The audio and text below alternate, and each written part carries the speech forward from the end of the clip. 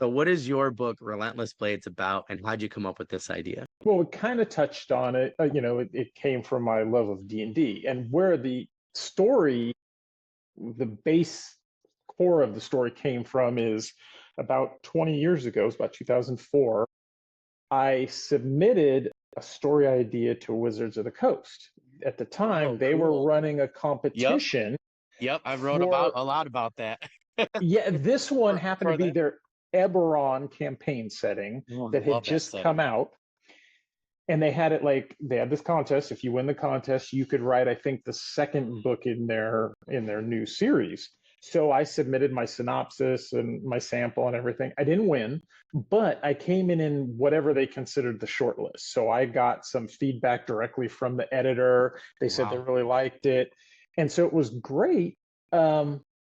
But then I couldn't use it because, and I see, one of the questions you have is world building, right? Well, everything was based in Eberron. The Yep. setting, some of the characters, the conflicts were based in that world. So I'm like, I can't use that. And I have no excuse other than to say lazy. I got busy, got married, had kids, whatever. And so the idea just ruminated in my head, but I didn't do anything with it.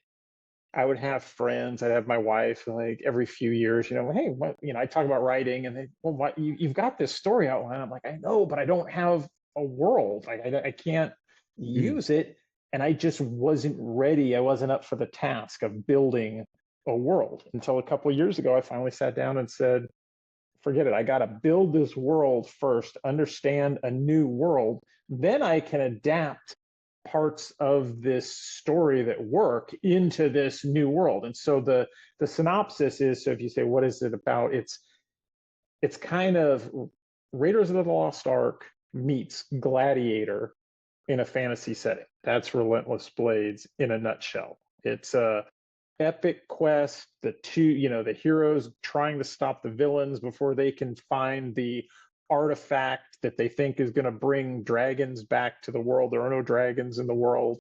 They think they can do this.